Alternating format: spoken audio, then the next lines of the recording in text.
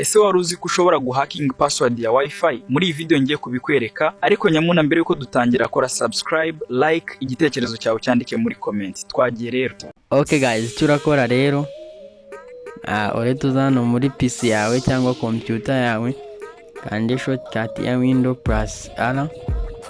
Hanyuma uzano andikemo cmd, kanda enter, utegereze banze funguke.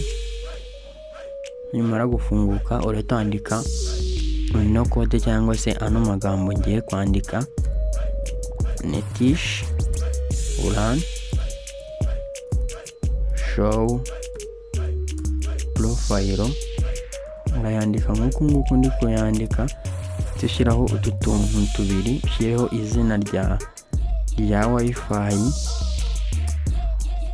izina ry'iyo Wi-Fi twiyacu yitwa Patitech 21 Wi-Fi. Ongere udushyireho, tandika key iko cyangwa se bihwanye clear, itukanda enter.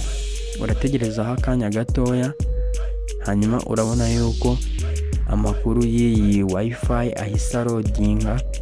Urabona amakuru menshi nka version, type ndetse n'ibindi bitandukanye na name. Twebwe rero icyo dushaka hano ni password. Icyo rero ukora tuza ahantu handitse ngo key content.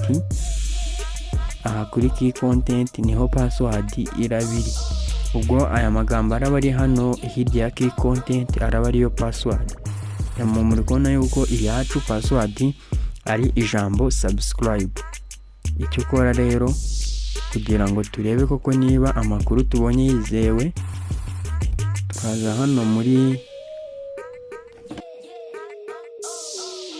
turaza ahabarizwa Wi-Fi ya mashini yacu. Ariko mbere yuko tubikora tubanze tuyisibeho kuko yari igabwiriho. Turabanza tuyisibe, hanyuma tugaruke guconnecta dukoresheje iya password, turebe koko ari byo.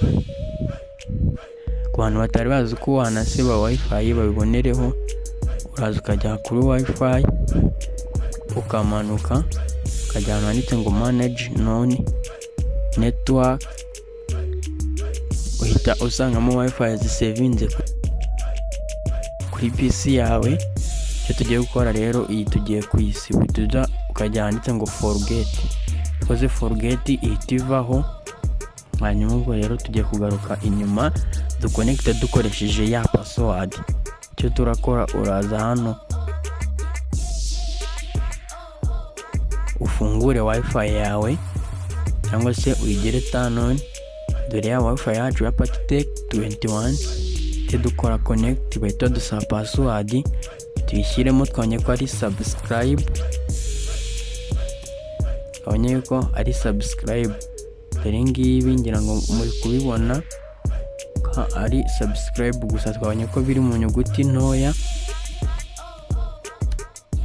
Turaza tubishyiremo biri mu nyuguti nto. Urabanza ukarebera Wi-Fi password yayo uko yanditse neza, hanyuma cyo dukora next.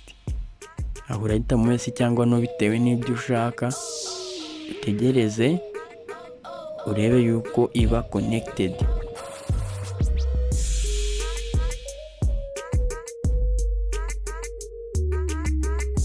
Urategereza PC yawe ibanze. Okay, ngira ngo muri kubona yuko hano yabaye connected.